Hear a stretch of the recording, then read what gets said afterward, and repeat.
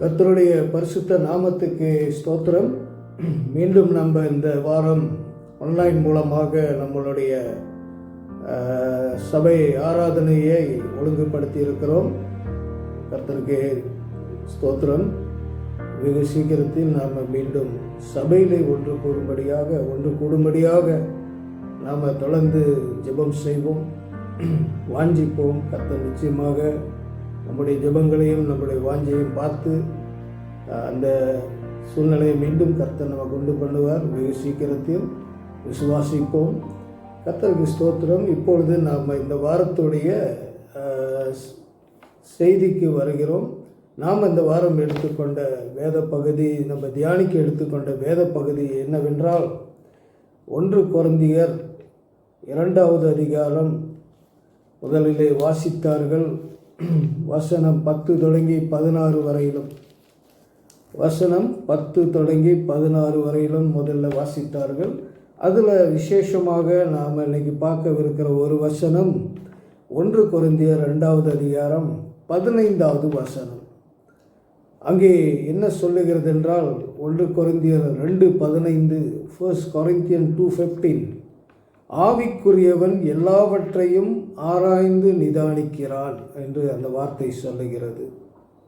ஜெபம் செய்வோமா? அன்பின் பரலோக பிதாவே, இந்த நாளிலே உம்முடைய பரிசுத்தமுள்ள நாமத்தை நாங்கள் ஸ்தோத்தரிக்கிறோம். அப்பா தகப்பனே, உம்முடைய வார்த்தை கொண்டு தொடர்ந்து எங்களை ஆசீர்வதியும். தொடர்ந்து எங்களோடு ஆண்டவரே உம்முடைய வார்த்தை பேசட்டும் ஐயா. இயேசு கிறிஸ்து என்ற நாமத்தில் ஜெபிக்கிறோம் எங்கள் ஜீவனுள்ள நல்ல பிதாவே. ஆமென், ஆமென், ஆமென். கர்த்தருக்கு ஸ்தோத்திரம். இப்பொழுது நம்ம வசனத்தை பார்ப்போம். ஆவிக்குரியவன் எல்லாவற்றையும் ஆராய்ந்து நிதானிக்கிறான் என்று வேத வசனம் சொல்லுகிறது. இன்னைக்கு கிறிஸ்தவர்களாக இருக்கக்கூடிய நீங்களும் நானும் ஆவிக்குரியவர்களாக சபையிலும் சரி, சமுதாயத்திலும் சரி, வீட்டிலும் சரி நாம் இருக்க வேண்டியது ரொம்பவும் அவசியமாக இன்னைக்கு இருக்கிறது. இந்த காலகட்டத்தில் இது மிகவும் முக்கியமாக நாம் பார்க்க வேண்டியதாக இருக்கிறது.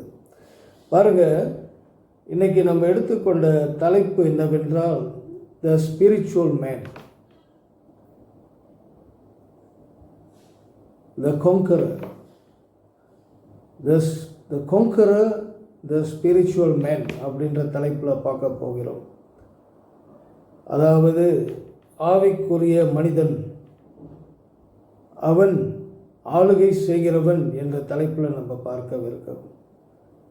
என்னத்தை ஆளுகை செய்கிறான் என்றால் தேசத்தை அல்ல, மாநிலத்தை அல்ல, தன்னை தானே ஆளுகை செய்கிறவனாக இருக்க வேண்டும்.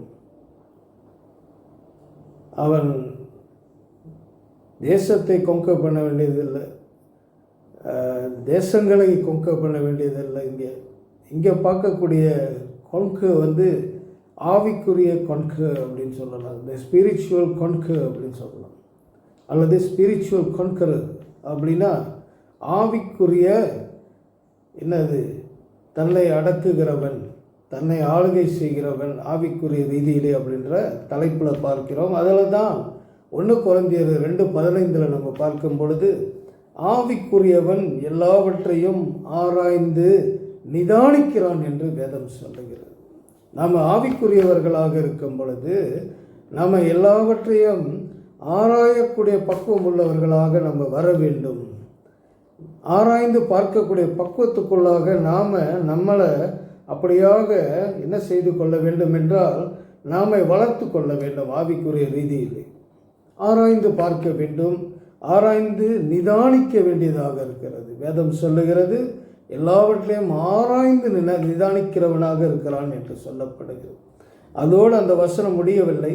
அடுத்த ஒரு பகுதியில் என்ன சொல்லுகிறது என்றால், ஆனாலும் அவன் மற்றொருவனாலும் ஆராய்ந்து நிதானிக்கப்படான் என்று அந்த வசனம் முடிகிறத பார்க்கிறோம். அப்போ மெயினாக இன்னைக்கு பார்க்கறது என்னவென்றால் ஆவிக்குரிய மனிதனின் குணாதிசயங்களை இன்னைக்கு நம்ம பார்க்கிறோம். த கான்கரர், த ஸ்பிரிச்சுவல் மேன் அப்படின்ற தலைப்பில் நம்ம பார்க்குறோம் இப்பொழுது. ஆக ஆவிக்குரிய மனிதனாக இருக்கிறவன் முதலாவது தன்னை அவன் என்ன செய்ய வேண்டுமாம், அடக்கி ஆள வேண்டும் என்று வேதம் சொல்லுகிறது. இந்த பகுதியில் இன்றைக்கி இதை தான் நம்ம பார்க்கிறோம். பாருங்கள், அதில் முதலாவதாக பார்க்கிறது என்னவென்றால், அவன் தன்னை அடக்கி ஆளக்கூடிய ஒரு ஆவிக்குரிய மனிதனுடைய போக்கு எப்படி இருக்கும் என்றால், முதலாவது அவன் என்னவாக இருக்க மாட்டானா, தேவ பக்தியை, தன்னுடைய தேவ பக்தியை காண்பிப்பதற்கு விரும்ப மாட்டான் என்று பார்க்கிறோம். அவன் தனக்குள்ளாக உள்ள தன்னுடைய தேவ பக்தியை எல்லாருக்கும் அப்படியாக காண்பிக்க விரும்ப மாட்டான். எல்லாரும் நம்ம தேவ பக்தியை பார்க்கணும் என்ற விருப்பம் அவனுக்கு இருக்கவே இருக்காது. அது மட்டுமல்ல, அவன் யாரிடத்திலும் போய் தன்னுடைய தேவ பக்தியை குறித்து சொல்லவும் மாட்டான் என்று பார்க்கிறோம். சொல்லவும் கூடாது என்று வேதத்தில் நம்ம பார்க்க முடிகிறது. அதனால தான் என்னவாம், எல்லாவற்றையும் அவன் ஆராய்ந்து நிதானித்து இருக்கிறவனாக இருக்க வேண்டும். ஆவிக்குரிய மனிதனோ ஆவிக்குரிய மனுஷிக்கோ இருக்கக்கூடிய குணாதிசயங்கள் இன்னைக்கு நம்ம பார்க்கும் பொழுது, முதலாவது பார்க்கிறது என்னவென்றால், அவன் தன்னுடைய தேவ பக்தியை உலகம் முழுவதும் காண்பிக்க விரும்பக்கூடாதவனாக இருக்க வேண்டும். இது ஆண்டவராகிய இயேசு கிறிஸ்துவும் நமக்கு அந்த மலை பிரசங்கத்தில் அந்த ஜெபத்தை சொல்லும் பொழுது 6வது அதிகாரம் 6வது வசனம் மத்தேயுவில் சொல்லியிருக்கிறாரே, ஜெபம் செய்கிறவன் தன்னுடைய வீட்டின் அறைக்கதவை பூட்டிக்கொண்டு அந்த ரங்கத்தில் இருக்கிற பிதாவினிடத்தில் அவன் ஜெபம் செய்ய கடவன் என்று சொல்லப்பட்டிருக்கிறது. ஆக தேவ பக்தியை நம்ம எல்லாருக்கிட்டையும் நம்ம காண்பிக்க வேண்டிய அல்லது விரும்பி அதை அப்படியாக வெளிப்படுத்தி எல்லாரும் நம்மளுடைய தேவ பக்தியை அறிந்து கொள்ள வேண்டும் என்று நாம் அதற்கு ஆசைப்படக்கூடாது. இது ஆவிக்குரிய மனிதனுடைய முதலாவது தன்மையாக இருக்கிறது. அது அவனுடைய குணாதிசயங்களில் ஒன்றாக இருக்க வேண்டும். நம்முடைய தேவ பக்தியை யார் முதல்ல பார்க்கணும்? நம்ம தேவனுக்குள்ளாக உள்ள பக்தியை தேவன் நமக்குள்ளாக பார்க்கிறவராக இருக்கிறார். அவர் எல்லாவற்றையும் நம்ம குறித்து அறிந்தவர். வேதம் சொல்லுகிறதா, அவருடைய கண்களுக்கு முன்பாக எல்லாமே எப்படியாக இருக்கிறதாம், நிர்வாணமாக இருக்கிறதாம் இந்த உலகத்தில். ஆக நம்மை குறித்து அவர் எல்லாவற்றையும் அறிந்த தேவன். நம்ம எல்லா நேரங்களிலும் அவர் பார்த்து கொண்டு இருக்கிறார். நம்மளுடைய செயல்பாடுகளை, நம்முடைய தேவ பக்தியை அவர் அறிந்தவராக இருக்கிறார். அவர் பார்க்க வேண்டும் நம்முடைய தேவ பக்தியை, அதில் அவர் சந்தோஷப்பட வேண்டும் நம்முடைய பக்தியை பார்த்து. அப்படி இருக்கக்கூடிய தன்மையில் இருக்கிறவன் ஆவிக்குரிய மனிதனாக இருக்கிறான். ஆவிக்குரிய மனிதனாக அவன் வாழ்ந்து தன்னை ஆட்கொள்ளுகிறவனாக, தன்னை ஆளுகை செய்கிறவனாக, தன்னை அடக்கி கொள்ளுகிறவனாக இருக்க முடிகிறது. இரண்டாவது அவனுக்குள்ளாக இருக்க வேண்டிய விஷயம் என்னவென்றால், அவன் எல்லா காரியங்களிலும் பொதுவாக தன்னை திறமைசாலி என்று அவன் பீத்தி கொள்ள மாட்டான். தனக்கு தான் தெரியும், தன்னுடைய மூளை தான் சிறந்தது, தனக்குள்ள ஞானம் தான் சிறந்தது, தனக்கு வேத வசனங்கள், வேத ஞானங்கள் தன்னுடையதான் சிறந்தது என்று அவன் என்ன செய்ய மாட்டானா, அவன் எல்லாருக்கும் அதை வெளிப்படுத்த ஆசைப்பட மாட்டான். அதே நேரத்தில் அவன் தான் எல்லாவற்றையும் விட, எல்லாரையும் விட, இதில் எல்லாவற்றிலும் சிறந்தவன் என்று அவன் வெளிப்படுத்த ஆசைப்பட மாட்டான். அவன்கிட்ட இருக்க வேண்டிய அந்த தன்மை என்னவென்றால், தாழ்மை அவனிடத்தில் காணப்பட வேண்டும். ஒரு தாழ்மையுள்ள ஒரு குணாதிசயம் உள்ள மனிதனாக ஆவிக்குரிய மனிதன் இருக்க வேண்டும். அப்போதான் அவன் சொல்ல முடியும், ஐ ஆம் a conqueror அப்படின்னு சொல்ல முடியும். நான் எல்லாத்தையும் ஆளுகை செய்ய முடிகிறது என்று சொல்ல. ஆக நம்மை நாம கான்கர் பண்ண வேண்டியது தான் இந்த வாழ்க்கையினுடைய முதல் ஃபவுண்டேஷனாக இருக்கிறது. நம்மை நாம் அடக்கி காத்து கொள்ள வேண்டும், நம்மை நாம் பாதுகாத்து கொள்ள வேண்டும். இந்த ரெண்டாவது காரியம் சொன்னது போல, நம்மளுடைய திறமைகளோ, நம்மளுடைய அறிவோ, நம்மளுடைய பலமோ, நம்மளுடைய ஆவிக்குரிய பெரிய ஒரு லெவல்லையோ நம்ம இருக்கிறோம், நம்ம தான் சுப்பீரியர் எல்லாருக்கும் அப்படின்ட்டு நம்ம வெளிப்படுத்த விரும்பக்கூடாது. நம்ம அதை பேசவும் கூடாது, அந்த வண்ணத்தில் பேசவும் கூடாது.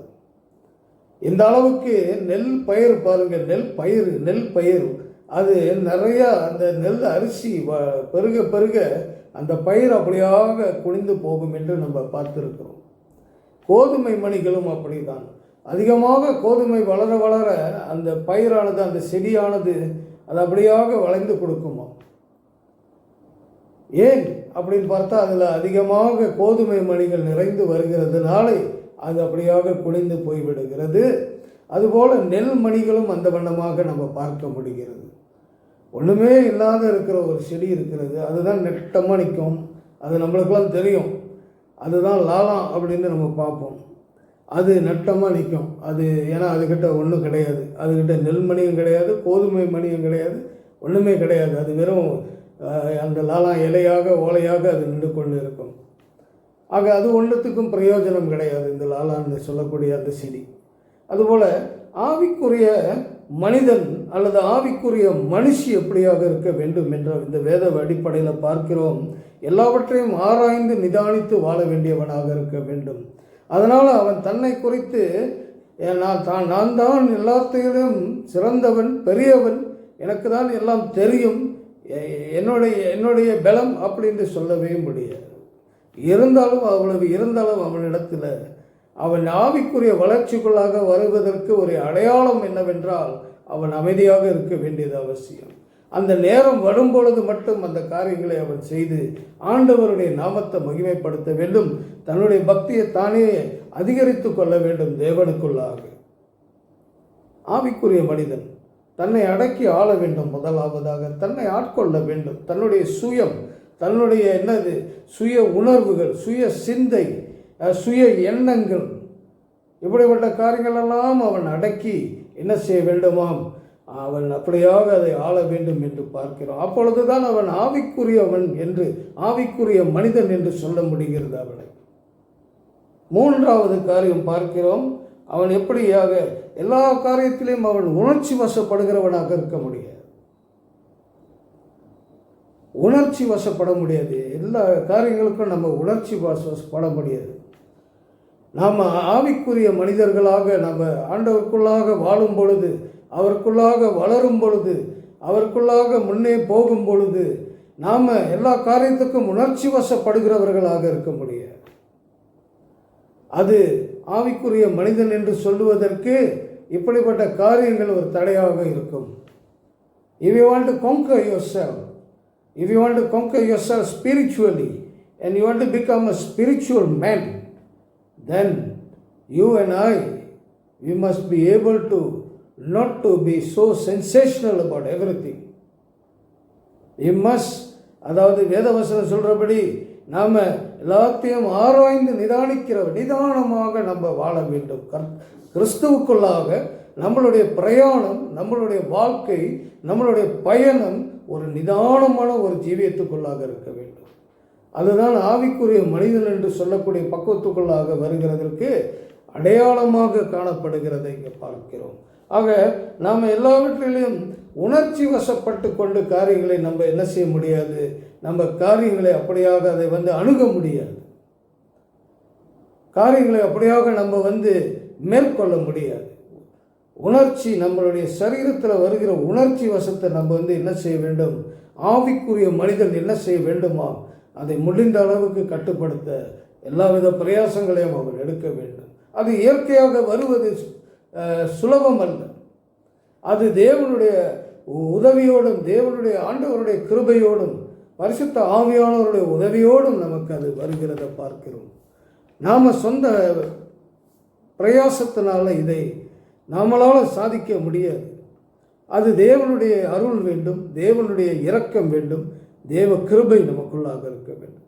அதனால் தேவ வசனம் நமக்குள்ளாக இருக்க வேண்டும். கர்த்தருடைய வசனங்களை நம்ம அதிகமாக வாசித்து அவைகளை தியானம் பண்ணி கொண்டு நம்முடைய வாழ்க்கையை தொடர்ந்து போகும் பொழுது இத்தகைய காரியங்களை நம்மளால் என்ன செய்ய முடியுமா, நம்மளை ஹேண்டில் பண்ண முடியும், நம்மளால் சரியாக பராமரித்து கொள்ள முடிகிறது. ஆக உணர்ச்சி வசமாக எந்த மாதிரியான காரியங்களை நம்ம அணுகினாலும் அதில் நல்ல முடிவுகள் கிடைப்பது அரிது. ஏன் ஆவிக்குரிய ஜீவியத்தில் நம்ம உணர்ச்சி வசமாக செயல்பட்டு கொண்டு அந்த ஒரு தேவ பக்திக்குள்ளாக உணர்ச்சி வசமாக செயல்பட்டு கொண்டு இருந்தோம்னா அது உண்மையான பக்தியாக இருக்க முடியாது. அந்த பக்தி நிலைப்பதும் கிடையாது. அந்த பக்தியானது அதிக நாள் அப்படியாக நிலைப்பது கிடையாது. ஏன்னா அது உணர்ச்சி பூர்வமாக அது கிளம்பி வருகிறதுனால அது சூழ்நிலைகள் வரும்பொழுது, அப்படிப்பட்ட காரியங்கள் எழும்பும் பொழுது, சில காரியங்கள் விரோதமாக எழும்பும் பொழுது, சில காரியங்கள் எதிர்த்து வரும் பொழுது, அந்த உணர்ச்சி வசத்தினால அந்த காரியங்களை நம்மளால் என்ன செய்ய முடியாது, நிதானமாக சந்திக்க முடியாமல் போய்விடுகிறது. ஆவிக்குரிய மனிதன், the spiritual man who can conquer himself spiritually அப்படின்ட்டு பார்க்கிறோம். அடுத்த காரியம், 4வது காரியம் பார்க்குறோம். அவன் எப்படியானவனாக இருக்க முடியாது, ஆவிக்குரிய மனிதன் எப்படிப்பட்டவனாக இருக்கக்கூடாது என்று பார்த்தால், அவன் பொய்யான வார்த்தைகளை பேசுகிறவனாக இருக்க முடியாது.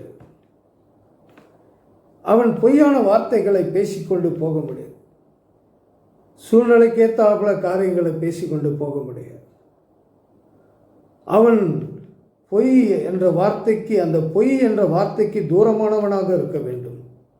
ஆவிக்குரிய மனிதன், ஆவிக்குரிய மனுஷி அப்படின்னு சொல்லும் பொழுது பொய் அப்படின்ற வார்த்தை அவனிடத்தில் காணப்படக்கூடாது. முடிந்த அளவுக்கு அது அவனை விட்டு நீங்கி காணப்பட வேண்டும். எடுத்ததுக்கெல்லாம் நம்ம ஏதாவது பொய் சொல்லி சமாளித்து கொண்டு போனோம்னா ஆவிக்குரிய மனிதனாக நம்மளால் இருக்க முடியாது. அப்படிப்பட்டவர்கள் ஆவிக்குரிய மனிதர்களும் கிடையாது. பொய் பேசுகிறவன் ஆக்கினைக்கு தப்பான் என்று நீதிமொழிகளில் வசனம் இருக்கிறது. பொய்களை பேசுகிறவன் ஆக்கினைக்கு தப்புவதில்லை, பொய் சாட்சி காரணம் ஆக்கினைக்கு தப்புவதில்லை என்று. ஆக்கினைனா நரகம். பொய்களை பேசுகிறவனும் ஆக்கினைக்கு தப்புவதில்லை என்று வேத வசனம் நம்மளுக்கு அறிவுரை சொல்லுகிறது. ஆனபடினால ஆவிக்குரிய மனிதன், ஒரு ஆவிக்குரிய மனிதன், ஒரு ஸ்பிரிச்சுவல் மேன், அவனிடத்தில் பொய் என்ற அந்த பொய்யான வார்த்தைகளை உடையவனாக அவன் காணப்படக்கூடாது. எந்த நேரத்திலும் அவன் என்ன செய்ய வேண்டும், பொய்களை மட்டும் பேசி காரியங்களை சமாளிக்கக்கூடாது. அவன் உண்மை பேசுகிறவனாக, உண்மை உள்ளவனாக இருக்க வேண்டும். உண்மைத்துவத்தில் காணப்பட வேண்டும். அது ஆவிக்குரிய மனிதனுடைய அம்சங்களிலே மற்றொன்றாக காணப்படுகிறது. எந்த காரியத்தை இருந்தாலும் நம்ம சில வேளைகளில் மனிதர்களை பார்க்க முடியும். அவர்கள் சில பொய்களை சொல்லி அந்த சூழ்நிலையை சமாளிக்க முயற்சி பண்ணுகிறார். அது உலகத்தாருக்கு அது ஒத்து போகிறது. ஆனால் ஆண்டவருடைய பிள்ளைகளுக்கு, ஆவிக்குரிய மனிதனுக்கு, ஜெபம் பண்ணுகிற மனிதனுக்கு, கர்த்தருடைய வார்த்தையை எடுத்து மற்றவர்களுக்கு கொடுக்கிற மனிதர்களுக்கு, அல்லது தேவ ஆராதனையில் கலந்து கொள்ளுகிற பிள்ளைகளுக்கு, ஞானஸ்தானம் எடுத்து பரிசுத்த ஆவியானவரால் வழிநடத்தப்படுகிறேன் என்று சொல்லுகிறவர்களுக்கு, இப்படிப்பட்ட பொய்யான ஒரு வார்த்தை உடையவனாக நம்ம காணப்படவே கூடாது. நாம் பொய் சொன்னாலும் மனிதன்கிட்ட பொய் சொல்லி நம்மளால் சமாளிக்க முடியும் சில நேரங்களிலே. ஆனால் தேவனிடத்தில் அது நடக்காது. தேவன் அதை பார்த்து கொண்டே இருப்பார். தேவன் அதை பார்த்து நம்மை குறித்து அவர் என்ன செய்வார், என்ன முடிவில் இருப்பார், என்ன தீர்மானத்தில் இருப்பார் என்று யோசித்து பார்க்க வேண்டும். ஏன்னா பொய்களை பேசுகிறவன் ஆக்கினைக்கு தப்புகிறதில்லை என்று நீதிமொழிகளில் அந்த வசனம் சொல்லுகிறது. கர்த்தருக்கு ஸ்தோத்திரம். பாருங்க, ஆவிக்குரிய மனிதன், ஆவிக்குரிய மனுஷி என்று சொல்லும்போது இயேசு கிறிஸ்துவின் ஆவியை உடையவர்கள், தேவனுடைய ஆவியை உடையவர்கள், பரிசுத்த ஆவியார் என்று சொல்லப்படக்கூடிய அந்த ஆவியானவரை உடையவர்களாக இருக்கிறவர்களுக்கு பேர்தான் ஆவிக்குரிய மனிதன், ஆவிக்குரிய மனுஷி என்று சொல்லும் பொழுது இத்தகைய குணாதிசயங்கள், இத்தகைய அம்சங்கள் நம்முடைய வாழ்க்கையில் இருக்கக்கூடாது என்று இங்கே பார்த்து கொண்டு வருகிறோம். 5வது காரியம் பார்க்கிறோம். அவன் நேர்மையற்ற கொள்கை இல்லாதவனாக இருக்க வேண்டும். நேர்மையற்றவனாக அவன் இருக்கக்கூடாது. நேர்மை உள்ளவனாக அவன் காணப்பட வேண்டும். எந்த காரியத்திலும் சரி, நாம் நம்மை குறித்து நம்முடைய நேர்மையை பற்றி பேசுவதை பார்க்கிலும் பிறர் நம்மை குறித்து அந்த மனிதனோ அந்த மனுஷியோ நேர்மை உள்ளவர்கள் என்று சொல்ல வேண்டும். மற்றவர்கள் நம்மை பார்த்து நேர்மை உள்ள ஒரு மனிதன், நேர்மையுள்ள ஒரு மனுஷி அப்படின்ட்டு அவர்கள் வாயில சொல்லனாலும் மனசுலையாவது அவர்கள் நினைக்க வேண்டும். ஐயா, ஆவிக்குரிய மனிதன் அவன் நேர்மையற்றவனாக இருக்க முடியாது. அவனிடத்தில் நேர்மை இருக்கும். நேர்மை என்று சொன்னால் என்னது? பொருளாதாரத்தில் நேர்மை, மற்ற காரியங்கள் எல்லாம் நேர்மை, வேலை இடத்துல நேர்மை, ஈடுபடுகிற காரியங்களில் நேர்மை, எல்லாவற்றிலும் அவன் எப்படியாக இருக்க வேண்டும், அந்த மனுஷி எப்படியாக இருக்க வேண்டும் என்றால் ஒரு நேர்மைத்துவத்துக்குள்ளாக இருக்கும் பொழுது நான் ஆவிக்குரிய மனிதன், நான் ஆவிக்குரிய மனுஷி என்று நம்மளால் நம்மளை நிர்ணயிக்க முடிகிறது. நம்மளால் நம்மை குறித்து நிர்ணயிக்க முடிகிறது. நாம் எப்போதும் அந்த சிந்தை உள்ளவர்களாகவே நம்மை பக்குவப்படுத்தி கொள்ள வேண்டும். நாம் பிறர் நம்மளை சொல்லி தான் திருத்தணுன்ற நேரத்துக்கு நம்ம காத்திருக்க வேண்டியதில்லை. நாமவே இந்த வேத வசனங்களை வாசிக்க வாசிக்க வாசிக்க ஆவியானவர் நமக்கு உணர்த்துகிற காரியங்களை உணர்த்தும் பொழுது, நம்ம ஜெபத்தில் இருக்கும் பொழுது கர்த்தர் நம்ம எப்படியாக ஒழுங்குபடுத்துகிறார். ஆக ஆவிக்குரிய மனிதன், ஆவிக்குரிய மனுஷி, அவன் தன்னை குறித்து முதலாவது அடக்கி ஆளுகிறவனாக இருக்க வேண்டும். பிறரை அடக்கி ஆளுவது அதுக்கப்புறம் தான். பிறரை ஆளுவது, பிறரை அடக்குவது, பிறர் தான் சொல்கிற மாதிரி இந்த கொங்கர் அப்படின்னு சொன்னால் என்னது? எல்லாத்தையும் அடக்கி ஆளுகிறது. அது எல்லாம் பிறகு இருக்க நாமே முதலாவது கொங்கவ் பண்ண வேண்டியது அவசியம். நம்முடைய மாம்சத்தை நம்ம கொங்கவ் பண்ணணும், நம்முடைய சிந்தையை கொங்கவ் பண்ணணும், நம்முடைய இருதயத்தில் உள்ள காரியங்களை கொங்கவ் பண்ணணும். இதை தான் ஆவிக்குரிய மனிதனுடைய வளர்ச்சியில் காணப்பட வேண்டிய காரியமாக இருக்கிறது. தவறு நடக்கலாம், தவறுகளை நம்ம செய்யலாம், தவறாக பேசிவிடலாம், தவறாக சிந்தித்து விடலாம். இருந்தாலும் தொடர்ந்து ஆவிக்குரிய மனிதனாக, மனுஷியாக வாழ நம்ம பிரயாசப்பட வேண்டும். வேத வசனங்கள் மூலமாக நம்மளை சரிப்படுத்தி கொண்டே போக வேண்டும். கர்த்தருக்கு ஸ்தோத்திரம். பாருங்க, அடுத்த காரியமாக அவன் எப்படியாக இருக்க வேண்டுமாம்? நேர்மையுள்ள ஒரு மனிதனாக காணப்பட வேண்டும். நான் ஸ்பிரிச்சுவல் மேன் அப்படின்னு சொல்லும்போது I must have the high level of integrity, especially in terms of finance. பொருளாதாரத்தில் ரொம்ப ஒரு இன்டெகிரிட்டி உள்ள ஒரு மனிதனாக, மனுஷியாக நாம் காணப்பட வேண்டும். இந்த காலகட்டத்தில் நாம் பிறரிடத்தில் போய் சொல்லுவதை பார்க்கிலும், பிறர் நம்மை குறித்து என்ன எதிர்பார்க்கிறார்கள் என்றால், இவருடைய வாழ்க்கை எப்படி இருக்கிறது, இவங்களுடைய வாழ்க்கை எப்படி இருக்கிறது, இவர்கள் சொல்லுகிறபடி இவர்கள் வாழ்கிறார்களா? மகாத்மா காந்தி சொன்னது போல, நாம் சிந்திப்பதும் அல்லது நாம் பேசுவதும் நாம் செய்வதும் அது ஒன்றோடு ஒன்று ஒத்துமையாக இருக்க வேண்டும், ஒருமித்து இருக்க வேண்டும் என்று அவர் சொன்னார். நாம் பேசுவதும் நாம் செய்வதும் இரண்டும் ஒன்றோடு ஒன்று எப்படி இருக்க வேண்டுமாம்? ஒருமித்து இருக்க வேண்டுமா? What you say and what you do must be in harmony அப்படின்ட்டு மகாத்மா காந்தி சொல்லியிருக்கிறாரு அவருடைய காலகட்டத்தில். இது கிறிஸ்தவர்களுக்கு இன்னைக்கு எவ்வளவு பொருந்தக்கூடிய ஒரு காரியமாக இருக்கிறது பாருங்க. ஆக நேர்மையற்ற ஒரு ஜீவிக்கிறது அது ஆவிக்குரிய மனிதனுடைய ஜீவியம் கிடையாது. ஆவிக்குரிய மனிதன் அவன் ஜீவிக்க வேண்டிய ஜீவியம் அது நேர்மை உள்ளதாக காணப்பட வேண்டியது அவசியம். அதையும் பார்க்கிறோம். அதை தான் 1 கொரிந்தியர் 2:15 சொல்கிறபடி ஆவிக்குரியவன் எல்லாவற்றையும் அப்படின்னு சொல்கிறாரு. எல்லாவற்றையும் தன்னுடைய வாழ்க்கையில் நடக்கக்கூடிய காரியங்கள், தன்னுடைய வாழ்க்கையில் செயல்படுகிற ஒவ்வொரு காரியங்களும், தன்னை சூழ்ந்திருக்கிற எல்லாவற்றையும் அவன் எப்படி ஆராய்ந்து நிதானிக்கிறவனாக இருக்கிறான். அவன் ஆவிக்குள்ளாக அதை ஆராய்ந்து அதை நிதானிக்க வேண்டும் முதலாவது என்று பார்க்கிறோம்.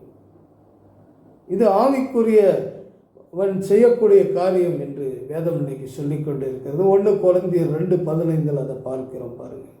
அதே நேரத்தில் அவன் சமுதாயத்திலிருந்து பிரிந்து வாழக்கூடிய ஒரு வாழ்க்கை வாழ்கிறவனாக இருக்க முடியாது. ஆவிக்குரியவன் இன்னைக்குள்ள சூழ்நிலையில் நம்ம பார்த்தோம்னா, ஆவிக்குரியவன் அல்லது ஆவிக்குரியவள் அவன் அல்லது அவள் அந்த சமுதாயத்தை மொத்தமாக விட்டு தனியாக ஒரு காட்டில் போய் வாழ்ந்து கொண்டு இருக்க வேண்டும் என்று நினைப்பது இந்த காலகட்டத்துக்கு அது ஏற்றதாக இல்லை. அவன் சமுதாயத்தோடு கூட இருந்து வாழ வேண்டிய ஒரு சூழ்நிலை இருக்கிறது. நாமும் கூட அந்த சூழ்நிலையில் தான் இன்னைக்கு இருந்து கொண்டு இருக்கிறோம். நாம் சமுதாயத்தோடு கூட அப்படியாக நம்ம சூழ்ந்து வாழ வேண்டியதாக இருக்கிறது. நாம் அவர்களை விட்டு பிரிந்து தனியாக போய் வாழ முடியாத காலகட்டம். ஆக ஆவிக்குரியவன் சமுதாயத்தை பிரிந்து அவனால் தனியாக வாழ முடியாது. அவன் சமுதாயத்தோடு கூட தான் இணைந்து வாழ வேண்டும். அந்த சமுதாயத்தின் மத்தியிலே தேவனுடைய மகிமையை அந்த சமுதாயத்துக்கு வெளிப்படுத்தக்கூடியவனாக இருக்க வேண்டும். தேவனுடைய அது போதனைகள் உபதேசங்களை இந்த சமுதாயங்களுக்கு கொடுக்க வேண்டியவனாக அவன் இருக்க வேண்டும். தேவனுடைய வாக்குத்தத்தங்களை சமுதாயத்துக்கு எடுத்து கொடுக்கக்கூடியவனாக அவன் காணப்பட வேண்டும். முடிந்த அளவில் அவன் அந்த சமுதாயத்தில் உள்ள மக்களை கிறிஸ்துவ அண்டையிலே வழிநடத்தக்கூடிய ஒரு லட்சியம் உள்ளவனாக இருக்க வேண்டும். அது ஆவிக்குரியவனுடைய அடையாளமாக அது காணப்படுகிறது. மனிதர்களை கிறிஸ்துவ அண்டையிலே வழிநடத்துவதற்கு அவனுக்கு பாரம் இருக்க வேண்டும், வாஞ்சை இருக்க வேண்டும், லட்சியம் இருக்க வேண்டும். அதற்காக அவன் சில திட்டங்களை ஆண்டவரோடு கூட இணைந்து ஜெபித்து சில திட்டங்களை போட்டு அதை செயல்படுத்துகிறவனாக காணப்பட வேண்டும். இது ஆவிக்குரியவனுடைய நடவடிக்கைகளை நம்ம பார்த்து கொண்டு இருக்கிறோம். அவன் எல்லாவற்றையும் பிரிந்து தனியாக போய் வாழக்கூடியவனாக இருக்க முடியாது. அவன் சமுதாயத்தோடு இணைந்து வாழ்ந்து சமுதாயத்தில் இயேசு கிறிஸ்துவை வெளிப்படுத்தக்கூடிய ஒரு வாழ்க்கை வாழ்கிறவனாக இருக்க. அன்றைய தினம் மோசேயை ஆண்டவர் அங்கே கொண்டு போயில்லாவிட்டால், எகிப்து தேசத்துக்கு யூதர்கள் மத்தியிலே மோசேயை அனுப்பாவிட்டு இருந்தால் அந்த ஜனங்களை எப்படி மோசே வழிநடத்தி இருக்க முடியுமா? மோசே வனாந்தரத்தில் இருந்த ஒரு மனிதன், ஆடு மேய்த்து கொண்டு இருந்த ஒரு மனிதன், யாருமே வேண்டாம் என்று வனாந்தரத்துக்குள்ள போய் ஆட்டை மேய்த்து கொண்டு இருந்த மனிதனாக பார்க்கிறோம். ஆனாலும் ஆண்டவர் அனுப்புகிறார்.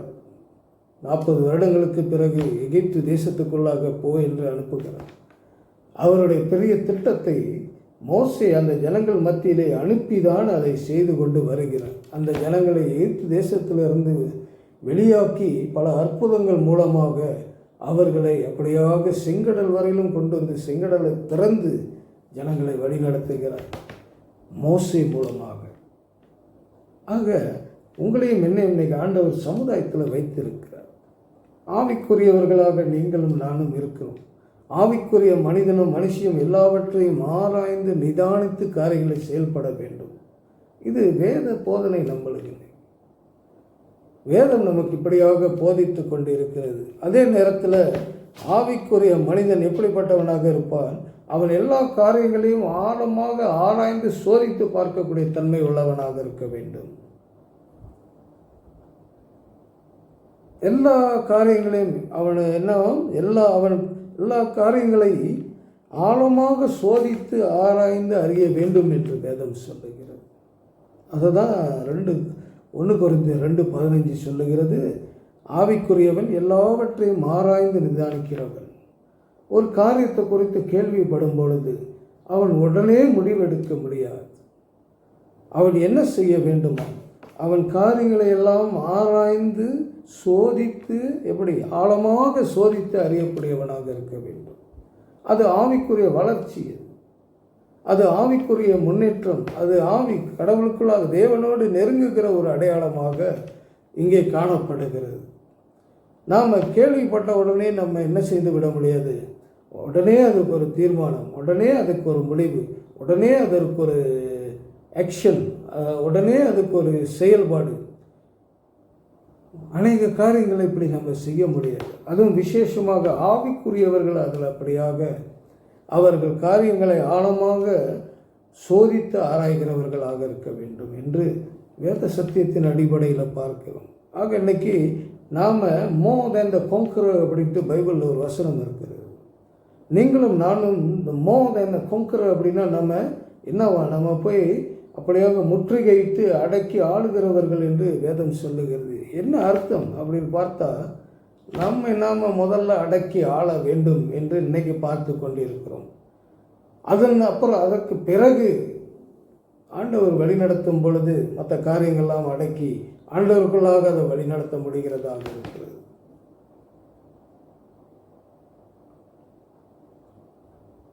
ஆக நாம் முதலாவது நம்ம கிறிஸ்துவுக்குள்ளாக நம்மை இப்படியான காரியங்களை வைத்து நம்முடைய வாழ்க்கையை சரிப்படுத்தி இன்னும் முன்னேற்றத்துக்குள்ளாக கொண்டு போக வேண்டும். இப்படி இருக்கும் பொழுது தான் நாம் நல்ல ஒரு ஆலோசனை கொடுக்கக்கூடியவர்களாக இருக்க முடியும். நம்மை நாடி ஆலோசனை கேட்டு ஜனங்கள் வர முடியும். ஏன்னா நம்ம காரியங்களை எப்படி ஆழமாக சோதித்து ஆராய்ந்த பிறகு நமக்கு விஷயம் நல்லா புரியும். நமக்கு கேட்டவுடனே நம்ம அதை எடுத்து நம்ம சிந்தித்து உடனே நம்ம சொன்னோம்னா அதை நம்ம ஆழமாக ஆராயதபடி ஆராயாமல் நம்ம செயல்படுகிறோம். அப்போ அந்த 1 Corinthians 2:15 நம்மளுக்கு பொருந்தாது. அப்படிப்பட்டவர்களுக்கு அது பொருந்தாது. அப்படிப்பட்டவர்கள் நாங்கள் ஆவிக்குரியவர்கள் என்று சொன்னாலும் கூட இன் ரியாலிட்டி உண்மையில் பார்க்கும் பொழுது அந்த வசனம் அங்கு பொருந்துகிறதாக தெரியவில்லை. ஏனென்றால் ஆண்டவருடைய வார்த்தை சொல்லுது, எல்லாவற்றையும் ஆராய்ந்து நிதானிக்கிறான் என்று. அதனால் we must be slow in speaking. நம்ம அதிகமாக கேட்கணும், குறைவாக பேசணும் என்று யாக்கோபு புஸ்தகம் நமக்கு அறிவுரை சொல்லி கொண்டு இருக்கிறது. ஆவிக்குரியவன் என்று நம்ம சொல்லுகிறோம். நான் ஆவிக்குரிய சபைக்கு போகிறேன், நான் ஆவிக்குரியவன், நான் ஆவியிலே ஆண்டவரை ஆராதிக்கிறேன், நான் ஆவியிலே நிறைந்த ஆண்டவரை துதிக்கிறேன், நான் ஆவியிலே நிறைந்த அவருக்காக ஆராதனை செய்கிறேன், நான் ஆவியிலே நிரம்பி பிரசங்கம் பண்ணுகிறேன், நான் ஆவியிலே நிறைந்து எல்லாம் செய்கிறேன் என்று சொல்லும் பொழுது அதெல்லாம் நம்முடைய வார்த்தைகள் தான். ஆனால் நம்முடைய செயல்கள் அதோடு கூட இணைந்திருக்கிறதா என்று பார்க்க வேண்டும். அது செயல்கள், அந்த செயல்கள் இணைந்து வரும் பொழுது தான் அங்கே ஆவிக்குரியவன் என்ற ஒரு நல்ல பிரதிபலிப்பு அங்கு உண்டாகும். ஆவிக்குரியவன் என்ற ஒரு அத்தாட்சி அடையாளம் அங்கு காணப்படும். அதுவரையிலும் நம்ம என்ன செய்யணும், ஆண்டவருடைய வார்த்தையில் இன்னும் நம்மளை நல்லா சரிப்படுத்தி, இன்னும் நம்மளை ஸ்திரப்படுத்தி, ஜெபத்தில் ஆண்டவர் கூட இருந்து அவருடைய பலத்தை பெற்றுக்கொண்டு பரிசுத்த ஆவியானவரால் நம்ம வழிநடத்தப்பட வேண்டியதாக இருக்கிறது. அந்த 10வது வசனத்திலேருந்து நீங்கள் வீட்டில் வாசிங்க. அது எல்லாமே பரிசுத்த ஆவியானவரை குறித்து தான் முதல்ல பேசிக்கொண்டு வருகிறார் அப்போஸ்தலன் பவுல். பரிசுத்த ஆவியானவரை குறித்து சொல்லிக்கொண்டு வருகிறார். அப்படி சொல்லிக்கொண்டு வந்த பிறகு இந்த 15வது வசனத்தில் அப்படியாக அவர் சொல்லுகிறார், எப்படி இந்த பரிசுத்த ஆவியில் நிரம்பி இருக்கிற மனிதர்கள் அவர்கள் எல்லாவற்றையும் ஆராய்ந்து நிதானிக்கிறவர்களாக இருப்பார்கள். பாருங்கள், அது அடுத்த காரியம் 8வது காரியம் பாருங்கள். அவன் எப்படிப்பட்டவனாக இருக்க வேண்டுமாம், அவன் முடிவு செய்வதில் திறனற்றவனாக இருக்கக்கூடாது. அவன் தீர்மானம் எடுப்பதில், முடிவு செய்வதில், சில காரியங்களை குறித்தான முடிவு எடுக்க வேண்டும், சில காரியங்களை குறித்தான தீர்மானம் செய்ய வேண்டும். அதில் இந்த ஆவியிலே நிறைந்த மனிதன், ஆவிக்குரியவன், எல்லாவற்றையும் ஆராய்ந்து நிதானிக்கிற அந்த மனிதன் அவன் எல்லாவற்றையும் ஆராய்ந்து நிதானித்த பிறகு ஒரு முடிவெடுப்பான். அவன் எப்படிப்பட்ட முடிவெடுப்பான், அவன் செய்கிற அந்த முடிவு அது உறுதியான முடிவாக இருக்க வேண்டும். அது உறுதியான முடிவாக இருக்கும். காரணம், அவன் எல்லாவற்றையும் என்ன செய்து விட்டான், எல்லாவற்றையும் ஆராய்ந்து நிதானித்து அவன் பார்த்து விட்டான், ஆழமாக சோதித்து ஆராய்ந்து பார்த்து விட்டான். அதனால் அவன் எடுக்கக்கூடிய முடிவு ஒரு எப்படி இருக்கும், அது திறனுள்ள ஒரு முடிவாக இருக்கும், அது திறன் அற்ற முடிவாக இருக்காது. ஆவிக்குரிய மனிதன் எடுக்கிற முடிவு ஒரு திறனுள்ள ஒரு முடிவாக இருக்க வேண்டும். எதுவாக இருந்தாலும் சரி, எத்தகைய முடிவாக இருந்தாலும் அதில் அவன் திறனோடு அவனுடைய முழு டிசிஷன், அவன் எடுக்கிற டெஃபினட் டிசிஷன் அது முடிவான முடிவாக இருக்கும். அந்த முடிவில் அடுத்தடுத்து சந்தேகம் வர வேண்டிய அவசியம் இல்லை. அப்படியாக அவன் இல்லாவிட்டால் அவனால் முடிவெடுக்க முடியாத ஒரு நிலைமையில் அவன் என்ன செய்வான், எங்கும் இல்லாமல் அங்கும் இல்லாமல் காணப்படுவான். அது ஏன் அப்படி நடக்கிறது என்றால், அவன் காரியத்தை நிதானித்து ஆராய்ந்து சோதித்து ஆழமாக காணாத பிழையினால் அப்படி ஒரு நிலைமைக்குள்ளாக வந்து விடுகிறான்.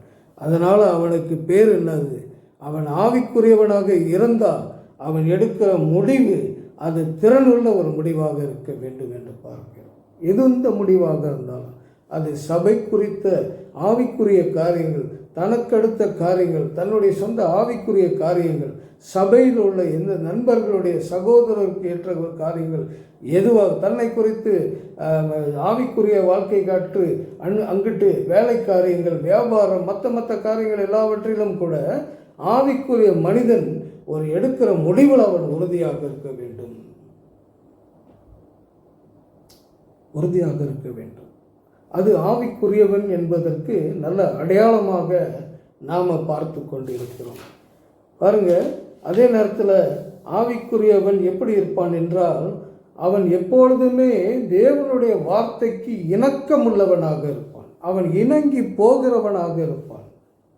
ஆவிக்குரியவன் என்று சொல்லும் பொழுது, ஆவிக்குரியவள் என்று சொல்லும் பொழுது, அது தேவனுடைய வார்த்தை எங்கெல்லாம் அது அவனுக்கு கொடுக்கப்படுகிறதோ, அவன் வாசிக்கிறானோ, அவன் கேட்கிறானோ, அல்லது சபையில் இருக்கும் பொழுது பிரசங்கங்களை கேட்டுக்கொண்டு இருக்கும் பொழுது அவனுடைய உள்ளம் எப்படி இருக்க வேண்டும்?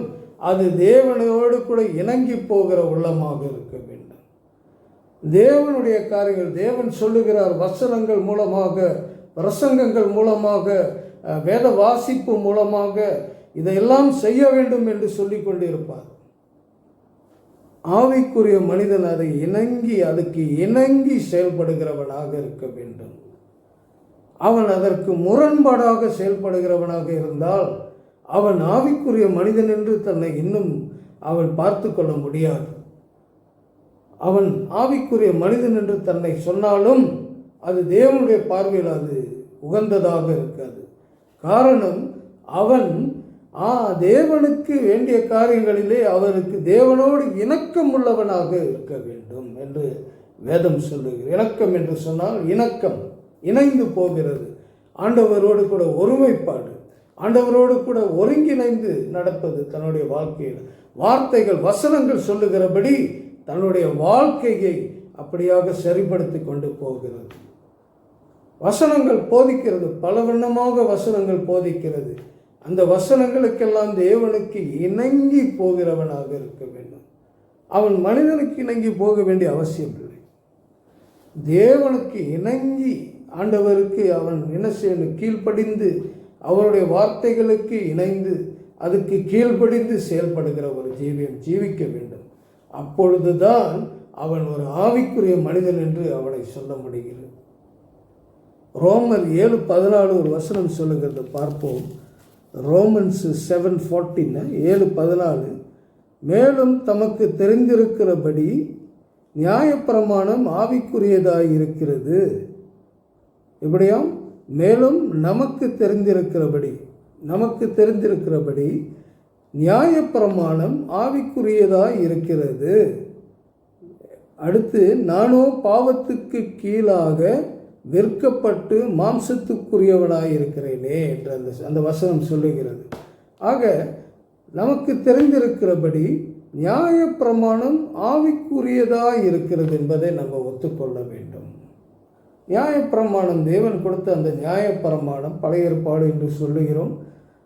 அது எப்படி இருக்கிறதா இங்கே சொல்லப்படுகிறது? ஆவிக்குரியதாக இருக்கிறது. பழைய ஏற்பாட்டு பரிசுத்தவான்களுக்கு அது ஆவிக்குரியதாக இருந்தது. இன்றைக்கி நம்ம அதையும் கூட தான் நம்ம படிக்கிறோம், நம்ம பார்க்கிறோம், அதையும் தான் தியானிக்கிறோம். ஆனபடினால வேத பிரமாணம், தேவனோடு கூட தேவனுடைய வசனங்கள் எப்படி வேத பிரமாணங்களாக சொல்லப்பட்டு கொண்டு வருகிறது. இன்றைக்கி புதிய ஏற்பாடும் நமக்கு கொடுக்கப்பட்ட ஒரு வேத பிரமாணமாக இருக்கிறது நம்முடைய வாழ்க்கை காலகட்டத்துக்கு. அதில் நாம் அது எப்படியாக இருக்கிறது என்று வேதம் சொல்லுகிறது? ஆவிக்குரியதாக இருக்கிறது. ஆக ஆவிக்குரியவன், ஆவிக்குரிய மனிதன், அவன் த ஸ்பிரிச்சுவல் மேன், அவன் எப்படியாம், அவன் என்னவாக இருக்கிறான் என்றால், அவன் வேத பிரமாணங்களுக்கு என்னவான்? இணங்கி போக வேண்டும். முதலாவது, சமாதானம் பண்ணுகிறவர்கள் பாக்கியவான்கள் என்று வேதம் சொல்லுகிறது. இரக்கப்படுகிறவர்கள் இரக்கம் பெறுவார்கள் என்று வேதவசனம் சொல்லுகிறது. ஆவியிலே என்னது? எளிமை உள்ளவர்கள் பாக்கியவான் என்று வேதம் சொல்லுகிறது. மலைப்பிரசங்கத்தில் ஆண்டவர் அதிகமாக அங்கே சொல்லிக் கொண்டு வருகிறார். எப்படி யார் பாக்கியவான், யார் பாக்கியவான், யார் பாக்கியவான் என்று 5வது அதிகாரம் 11வது வசனம் தொடங்கி சொல்லிக் கொண்டு வருகிறார். மத்தேயு புஸ்தகத்தில் மலைப்பிரசங்கத்தில் ஆண்டவர் அதை போதிக்கிறதை நம்ம பார்க்க முடிகிறது. என்ன சொல்கிறார்?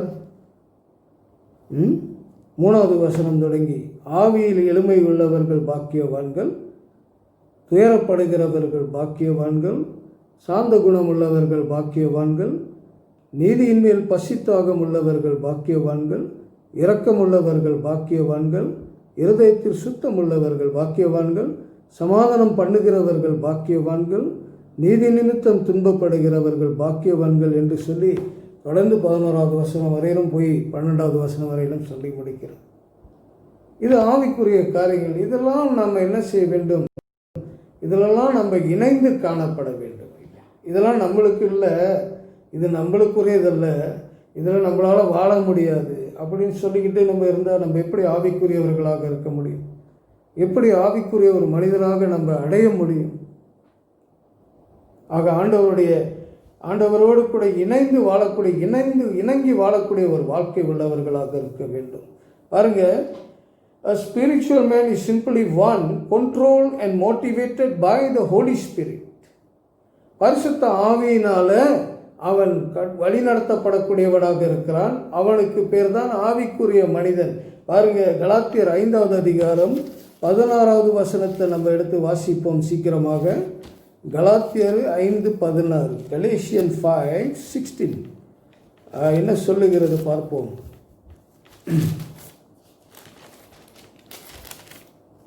5:16 சொல்லுகிறது, பின்னும் நான் சொல்லுகிறது என்னவென்றால், ஆவிக்கு ஏற்றபடி நடந்து கொள்ளுங்கள், அப்பொழுது மாம்ச இச்சையை நிறைவேற்றாது இருப்பீர்கள் என்று வேதம் சொல்லுகிறது. மாம்ச இச்சையை நிறைவேற்றாது இருப்பதற்கு என்ன செய்ய வேண்டும்? வேதம் நமக்கு சொல்லிடுச்சு. என்ன செய்ய வேண்டும் என்றால், ஆவிக்கேற்றபடி நடந்து கொள்ள வேண்டும். அப்பொழுதுதான் நம்ம மாம்ச கிரியைகளை விட்டு விலக முடியும் என்று வேதமே நம்மளுக்கு சொல்லி கொடுக்கிறது. இதன்படி நம்ம பார்க்கும் பொழுது நாம் ஆவிக்குரிய மனிதன் என்று நம்மளை சொல்லிக் கொள்ளலாம். அடுத்த ஒரு வசனம், அதே கலாத்தியர் 5:25 பார்க்கிறோம். கலாத்தியர் 5:25, நாம் ஆவியினாலே பிழைத்திருந்தால் ஆவிக்கேற்றபடி நடக்கவும் கடவோம் அப்படின்ட்டு பார்க்கிறோம். நாம் ஆவியில் பழத்திருந்தோம்னா நம்ம ஆவிக்கேற்றபடி என்ன செய்ய வேண்டுமா? நடக்கவும் வேண்டும் என்று வேதவசனம் சொல்லுகிறத பார்க்கிறோம். கர்த்தர் உங்களை ஆசீர்வதிப்பாராக. ஜெபம் செய்வோம். பிதாவே, இந்த நாளிலே ஆண்டவரே உடைய வேதவசனத்துக்காக நன்றி.